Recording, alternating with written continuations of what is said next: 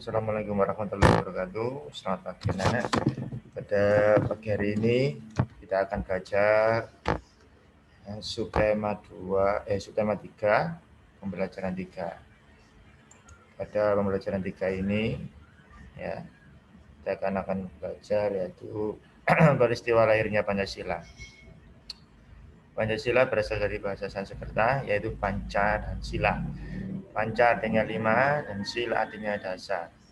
Jadi Pancasila berarti 5 dasar atau 5 asas. Istilah Pancasila setelah dikenal sejak zaman Majapahit, yaitu terdapat pada kitab Negara Kertagama, karangan Empu Prapanca, dan kitab Sutosoma, karangan Empu Tantula. Dalam kitab Sutosoma, Pancasila berarti berbatu sendi yang 5 atau pelaksanaan kesusilaan yang 5.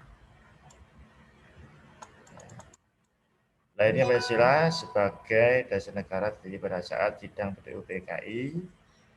Ya, yang pertama yang mengusulkan yaitu pada tanggal 29 Mei 1945 oleh Bapak Muhammad Yamin. Terus yang kedua pada tanggal 31 Mei 1945 oleh Bapak Supomo. Ya. Terus yang ketiga 1 Juni 1945 ya. Terakhir sidang PKI tanggal 1 Juni tahun 45 itu dipimpin oleh Pak Soekarno.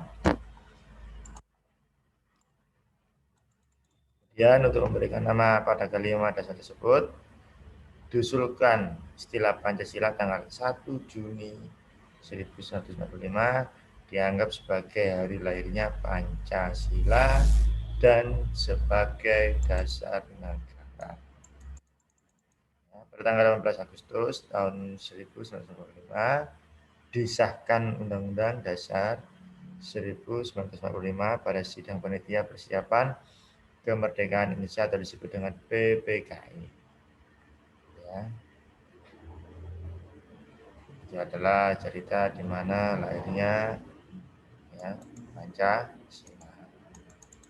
Itu tugas hidup kamu yang pertama, disahkan dalam 176 sampai 177 ini ya. Sampai ini.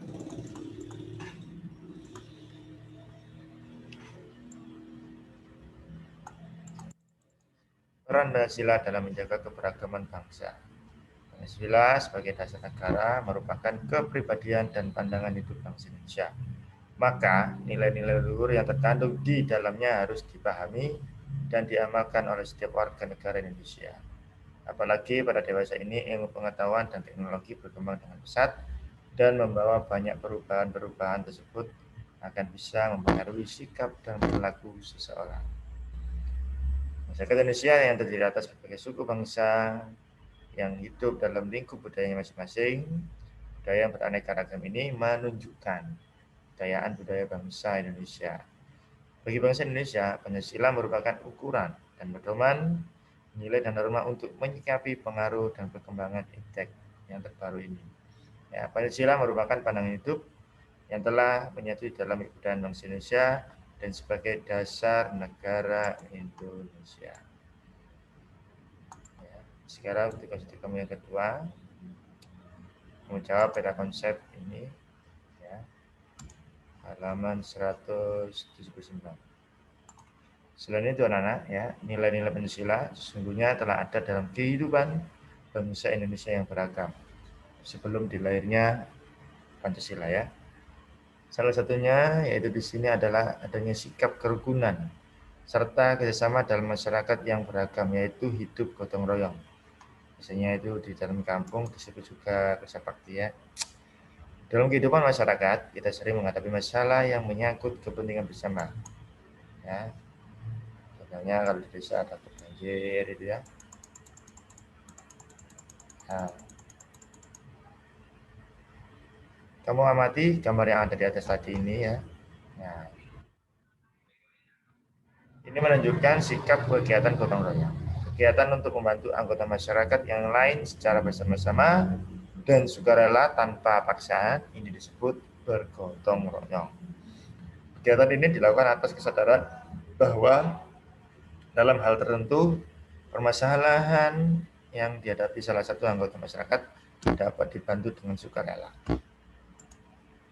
Nah, kegiatan ini menunjukkan nilai-nilai Pancasila yang dilaksanakan secara sadar oleh masyarakat Indonesia untuk kepentingan bersama.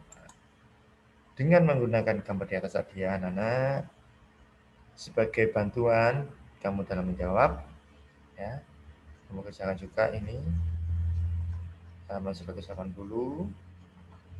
agar kalian tahu mengerti materi tentang gotong royong. 180 ini termasuk dalam tugas untuk kamu yang ketiga.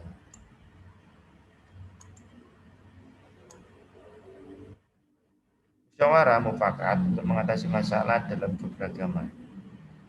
Ya, di sini ada ceritanya.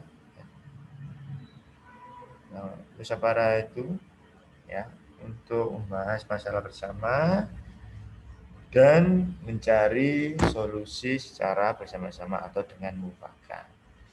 Nah, ini ada contohnya Pak Anto ya dan Bu Rita. Kalian bisa membacanya.